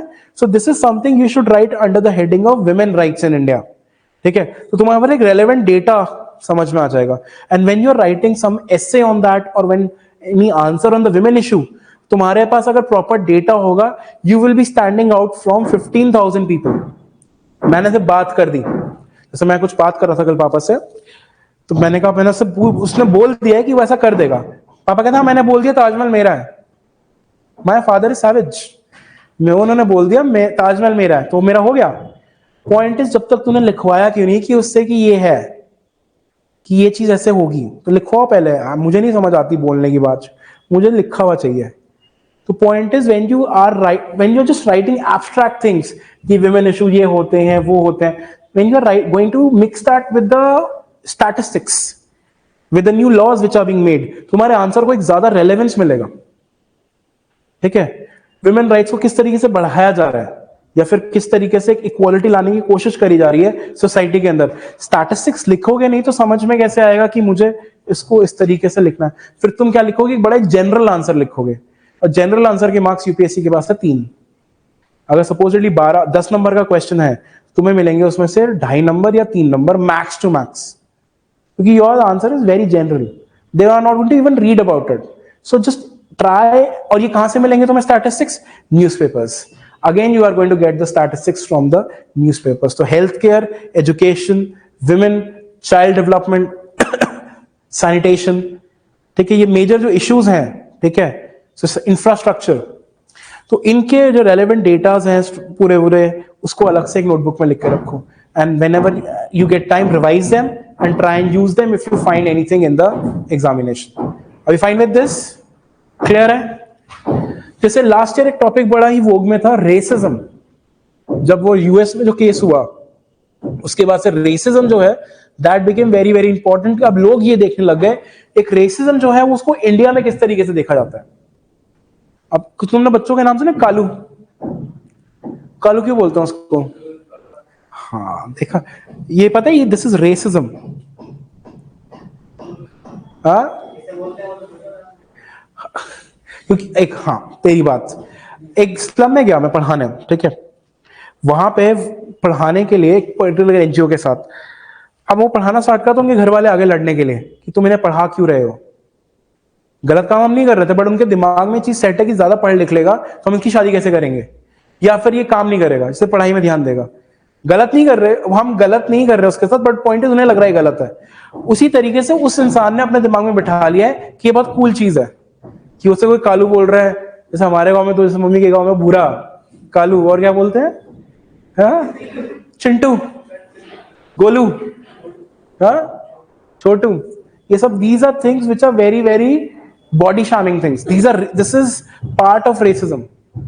In fact your cream fair and lovely, नाम वही है ना उसका, fair and lovely is the part of extensive network of racism in India. हाँ, पेटिशन फाइल बहुत टाइम पहले से ही है उसके अगेंस्ट में, क्योंकि एक आदमी ने भैंस के ऊपर फेयर एंड लवली लगाई कि ये तो गोरी नहीं हो रही है। पॉइंट इज, एक चीज नोटिस करो, तुम एक नोटिस कर एडवर्टाइजमेंट के अंदर इंसान की स्किन कलर को एक जो दीवार पे जो पेंट कराते हैं ना, शेड कार्ड होता है उसका, कि अच्छा ये शेड चाहिए हमें, उससे वो कर रहे हैं मेजर कि हाँ ये गोरा हुआ या नहीं हुआ। गोरा हुआ तो क्या, अगर नहीं हुआ तो क्या। ठीक है, अब एक जैसे मेरे घर में पूरा टाइम एक चीज चलती है, एलेक्सा। थोड़ी देर में ऐसा लगता है क्यों भाई क्यों, एलेक्सा में वो भी एक ही गाना चलता है, लकड़ी की काठी, नहीं चलता तो ऐसे होता है। अब वो लकड़ी की काठी में एक लाइन है विच इज वेरी रेसिस्ट, और मैं सोचता हूँ कि मैं इसको बचपन से ही सुन रही है। उसमें लिखा है बाकी सब काले चोर ले गए, the colour black is being dedicated to जो भी गलत चीज हो रही है। किसी इंसान की स्किन कलर ब्राउनिश है, व्हीटिश है, ब्लैक है, क्या फर्क पड़ता है। इसको तो छोड़, कपिल शर्मा मतलब तक ना, मुझे तो अब देखो, don't mind my language, but he is the, मुझे नहीं समझ आती इसकी कॉमेडी। अगर मैं सिंपल, उसने क्या बोला एक बहुत बड़े डायरेक्टर को जिसने कोई मूवी बहुत अच्छी अच्छी बड़ी बड़ी मूवी, बिग बजट मूवीज बनाई है, एटले, ठीक है, उसको उसने क्या बोला कि आप किसी के घर जाते हो तो कोई आपको एंटरटेन करता है। तो क्लियरली वो ये बोलना चाहता है क्योंकि आपका स्किन कलर काला है, वो भी इतना ज्यादा काला है, तो क्या आपको लोग समझते हैं कि आप कुछ हो। तो उसको बाद में आके अपॉलॉजीज करनी पड़ी नेशनल मीडिया पे आके कि नहीं मेरा मतलब ये नहीं था। So that is what you need to understand. Racism जैसी चीजें चल रही हैं, ये क्या कहते हैं, बॉडी शामिंग, इस तरीके से। क्लियर है, से बोल रहे ना कालू बोलने बहुत खुश है, ये कहीं बाहर होता है इंडिया से। तो body shaming is something which is seriously taken as an offence. ये कालू बोलता तो ये उसको पहले वार्निंग देता कोई इंसान इसको, I am not feeling comfortable with your things, please refrain. Second time बोलेगा तेरे अगेंस्ट में कंप्लेन हो जाएगी। समझ लो हमने कितना ज्यादा उसको इंग्रेन कर लिया अपने दिमाग के अंदर। Fine, okay. अब बहुत सिंपल सी एक चीज है कि when we think about the newspaper, अब न्यूज़पेपर के अंदर जब हम बात करते हैं, पॉइंट इसके अंदर बहुत सारी डिटेल्स ऐसी हैं जो कि 90% इनरेलेवेंट है, they are not relevant for our UPSC examination. उसके अंदर हमें पता कैसे लगेगा कि वो रेलेवेंट है या नहीं है। जैसे पॉलिटिकल न्यूज है कि ये वाला नेता इस वाली पॉलिटिकल पार्टी को छोड़कर यहां चला गया, ये इलेक्शंस हो रहे हैं, ये हो रहे हैं, ये नॉट रेलेवेंट एट ऑल। जैसे फर्स्ट पेज में न्यूज है कि ये Melbourne effect, first time captain to set out, Bumrah steps into Rohit shoes. ये मेलबर्न का टेस्ट अभी जो चल रहा है, ठीक है, सॉरी सिडनी का जो टेस्ट चल रहा है, उसमें बुमराह को कैप्टन बनाया। So is this in any manner related to your UPSC examination? नहीं ना। So don't read it, just leave it. ठीक है, अब इसके अंदर एक बात कर रखी है कि मनमोहन सिंह का मेमोरियल बन रहा है, उनकी समाधि बन रही है।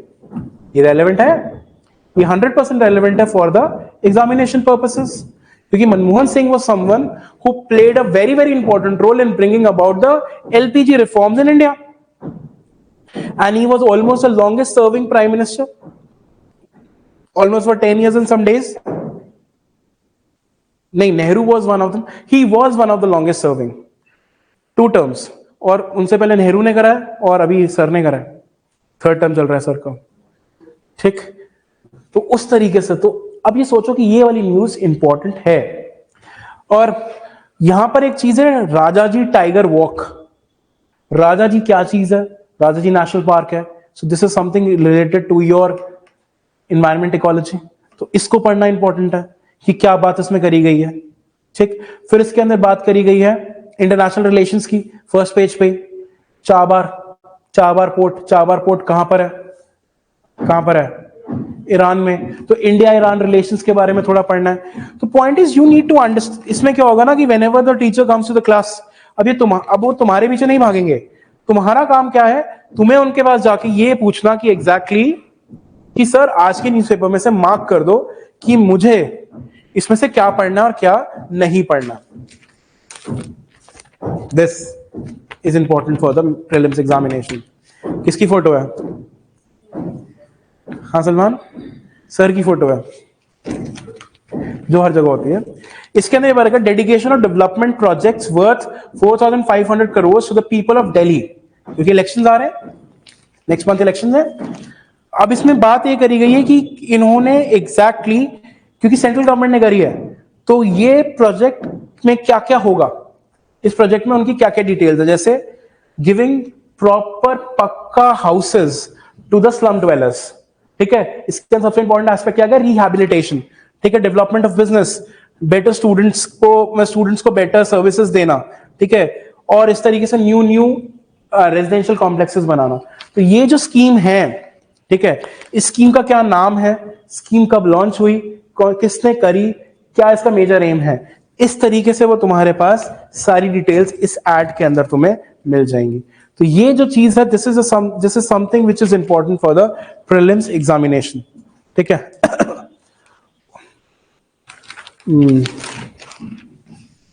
अब इसके अंदर महाकुंभ के बारे में दे रखा है कि इंडिया फर्स्ट डोम सिटी, इस तरीके से महाकुंभ, ये सब पॉइंट इज कि Mahakumbh is going to be important, लेकिन मेनली फॉर यूपीपीसीएस, ठीक है, यूपीपीसीएस के लिए इंपॉर्टेंट है, may not be for us, but at least read about कि महाकुंभ क्या चीज है, ठीक है। इसमें जैसे एक चीज दे रखी मग पूर्णिमा, एक वर्ड है मग पूर्णिमा, तो ये एग्जाम में ऑलरेडी आ चुका है। मग पूर्णिमा नहीं आया था एग्जाम में, आया था वैशाख पूर्णिमा। वैशाख पूर्णिमा वाले दिन क्या हुआ था, बुध, ठीक है। तो इस तरीके से तुम्हें समझना है कि ये क्या है, लेकिन जो मेजर चीज तुम्हें इसमें से देखनी है वो है ये आइडियाज पेज। ऊपर दे रखा है एक टर्म हार्ड पावर, ये this is something very relevant to international relations, ठीक है। हार्ड पावर क्या है, hard power versus soft power क्या है, ठीक है, इंटरनेशनल रिलेशंस में। तो इनके बीच में एक और चीज होती है, इन आर्टिकल्स के बीच में you will also get certain amount of statistics, खोद के निकालना पड़ता है। हड़प्पा भी ऐसे नहीं निकला कि अचानक से निकल गया, somebody had to dug out Harappa from the remains. तो पॉइंट इज यू हैव, ऐसा नहीं होगा स्टैटिस्टिक्स तुम्हारे सामने आएगा, सामने आ सकता है, बट पॉइंट इज कि थोड़ी बहुत मेहनत तो हमें भी करनी पड़ेगी। तो थोड़ी बहुत मेहनत का बेसिक मतलब क्या है, मैं यही रखूँ, अब आप ले लेना क्लास के बाद। थोड़ी बहुत मेहनत का मतलब बेसिकली क्या है कि तुम्हें ये आर्टिकल्स पढ़ने हैं, उसके अंदर से चर्न आउट करने हैं डिटेल्स, समझ आई। और सबसे इंपॉर्टेंट चीज क्या है, whenever you read, try and relate the subjects with each other. जैसे आईआर और हिस्ट्री, इंडिया पाकिस्तान के बीच में अभी क्या चल रहा है, जब तक मैंने प्रीवियस हिस्ट्री नहीं पढ़ी है उसकी, do you think I am going to understand. जैसे हमने पढ़ा उस दिन, मंडे आई थिंक पढ़ा, या कभी भी तो पढ़ा, कि that Maharaja Hari Singh never wanted to come with India, neither he wanted to come to Pakistan, लेकिन पाकिस्तान ने उसका फेथ कैसे तोड़ा, एंड पाकिस्तान अटैक्ड, और 47 के बाद से till 2025 we still have the conflict between India and Pakistan over the issue of Kashmir। और कल तो कुछ और ही नया निकल के आ रहा है कि कश्मीर का नाम चेंज करेंगे,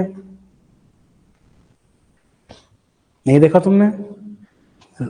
ये चीजें मे बी ये एग्जाम में नहीं आएंगी, बट पॉइंट इज कि अगर नाम चेंज हो गया तो then they might give you in the exam, but नाम जो रखा जाता है हमेशा वो कोई ना कोई इंपॉर्टेंट पर्सनालिटी के उसके ऊपर ही रखा जाता है। So they might give you the question related to that personality. जैसे तुम्हारा नाम चेंज करा, मुगल सराय का क्या, Deendayal Upadhyaya, so they are going to, नहीं पता तुझे, अंकित, तो ऐसे मुझे यहां से पता है कि अच्छा मुझे पता है मंगोलिया की कैपिटल क्या है, क्या है मंगोलिया की कैपिटल, उलान बटूर। मुझे ये पता है 99% of Mongolia is empty.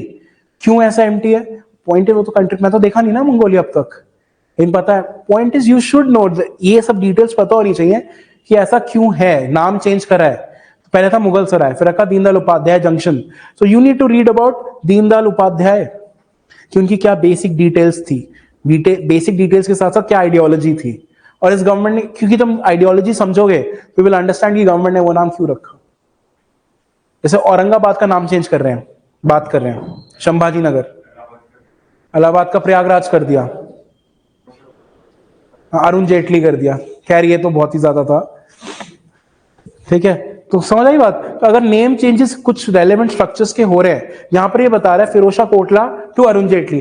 Arun Jaitley is not relevant to us, but what is relevant to us is Firoz Shah Kotla, because that is a fort which was constructed by Firoz Shah Tughlaq। तो उस तरीके से, तो you might get some questions about Firoz Shah Tughlaq और Tughlaq dynasty। We fine with this? तो इसमें कोई डरने वाली कोई बहुत ज्यादा बात नहीं है, it's very simple। तुम्हें डेली न्यूज़पेपर लाना है, जो टीचर्स तुम्हें पढ़ा रहे हैं उनसे बोलो सर इसमें मार्क कर दो, and every Saturday you have these current affairs classes.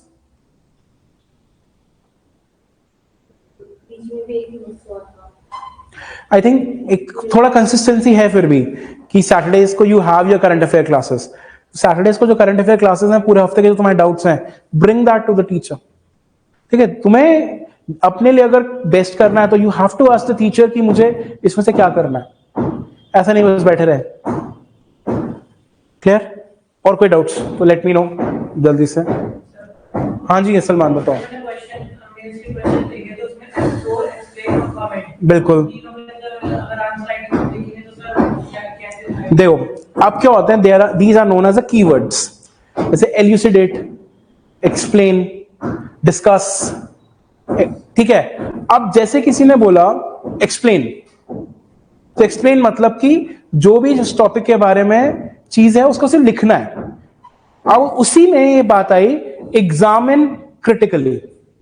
अब सलमान एग्जामिन क्रिटिकली का मतलब है you don't have to only write about that topic, that women empowerment में Gandhi contributed, but you need to also understand कि उसका impact क्या हुआ, गांधी के कॉन्ट्रीब्यूशन का विमेन एम्पावरमेंट के टुवर्ड्स क्या इंपैक्ट हुआ, उस चीज को हमें उसमें दिखाना है।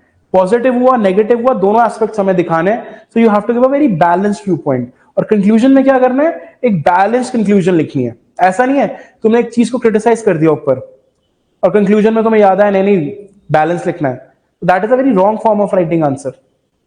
That means you are not able to take stand with your own question. So always remember words, जो कीवर्ड्स है ना, दीज आर समथिंग विच हमने ऑलरेडी करा है क्लास के अंदर, मतलब तेरे आने से पहले हमने ऑलरेडी कीवर्ड्स को डिस्कस करा है। तो नेक्स्ट टाइम जब भी हम स्टार्ट करेंगे इसको दोबारा हिस्ट्री को, कोई भी पोर्शन को, so we are going to discuss the keywords again, कि एग्जामिन क्रिटिकली, अलग अलग कीवर्ड्स दे रखे हैं, इसका मतलब कुछ तो अलग मीनिंग होगा। ये तो है नहीं कि सबको सेम ही लिखना है, उसमें डिफरेंसेस भी बहुत ज्यादा नहीं है, बट क्या डिफरेंस है कि हमें एग्जैक्टली उस क्वेश्चन के अंदर वो वर्ड कीवर्ड दे रखा है, फिर हमें उसी तरीके से उस क्वेश्चन को आंसर भी करना है। ठीक, अगर उनको लगता कि सबको एक ही तरीके से आंसर करना है, point is why they would have given us a list of 25 keywords, almost 25-30 keywords हैं। ठीक है, तो रेलेवेंट है तभी तो दिया इस तरीके से। Fine. Conclusion is not the summary, सबसे पहले समझो समरी है और नहीं भी है। So what you have to do is you have to summarise in 1 or 2 lines कि तुमने क्या लिखा है, और एक बेटर कंक्लूजन जो होती है you right the way forward, कि इसका आगे चल के क्या इंपैक्ट हो सकता है। Supposedly you are talking about use of solar energy, ठीक है। So when you are writing about the use of solar energy, उसके प्रोस क्या है, कॉन्स क्या है, तूने सब लिखा, ठीक है, सोलर एनर्जी के। लेकिन अब पॉइंट यहां पर यह है कि तुझे कंक्लूजन में ये चीजें सब कुछ समराइज नहीं करना, you just have to write in a line कि तूने ऊपर क्या लिखा है, 1 या 2 लाइन में। फिर सेकंड थर्ड लाइन से ये स्टार्ट करना है लिखना कि एग्जैक्टली सोलर एनर्जी का फ्यूचर क्या है। तो way forward is something which is important. इससे क्या होगा, या अगर और जैसे हड़प्पन सिविलाइजेशन की बात करेंगे, इससे क्या हुआ। तो कंक्लूजन वो एक बेस्ट होती है कि उसके अंदर आप लिखो कि आगे चल के क्या इसका इंपैक्ट पड़ा। Raja Ram Mohan Roy, so in the conclusion if you get an answer on Raja Ram Mohan Roy, conclusion में लिखो Raja Ram Mohan Roy was not only relevant to his times but he remains relevant even in the present times, that because he talked about various issues like women education, polygamy, child marriage, sati, ठीक है। These are issues which have not entirely been eradicated from the Indian society, but still he talked about these issues, so people are aware and we are working in the right direction to eradicate these social evils. Way forward. ये सिर्फ UPSC examination के लिए, college के लिए different होगा। UPSC examination के लिए summarise नहीं करना पूरा का पूरा तो तूने लिखा ऊपर, सिर्फ 1 या 2 लाइन में करना है, आगे लिखने की कोशिश करनी है कि इसका इंपैक्ट क्या पड़ा आगे फ्यूचर में, उस तरीके से। जैसे अब एक क्वेश्चन आया था, elucidate the role of Kasturba Gandhi, ठीक है, Sarojini Naidu and other ladies in Indian freedom movement. उसके बाद राइडर उसका ये था, do you think they did extensive task in promoting the equal participation of women in the politics. अब इसके अंदर कंक्लूजन ये लिखेगा कि they at least took a right step because the government is planning to have at least 33% women in the Indian parliament. समझ आया? तो किसी तरह इसको रिलेट करना है उसको। Fine with this? Anything else? और कोई doubt? Newspapers are fine, subjects are fine, ठीक है। कैसे स्टार्ट करना दैट इज फाइन, कैसे दिमाग खुला रखना है और कब से लिखना स्टार्ट करना है, तो all these things are important. Discussion करो सिर्फ और सिर्फ 1 घंटा, nothing can beat self study. और ज्यादा मोटिवेशनल टॉक्स नहीं देखना है। अब होता है ना संदीप महेश्वरी देखने लग गए लोग, रिफ्रेन। उससे क्या होता है ना, तुम्हें लगता है कि तुम सब कुछ कर सकते हो जब तुम उसको सुनते हो, जब तुम नहीं कर पाते हो ना, you actually get into depression. We should be avoiding that. हाँ, सबसे इंपॉर्टेंट चीज है यूपीएससी क्रैक करने के लिए consistency and smart work, rather than complete hard work which is required, but smart work is something which is also required.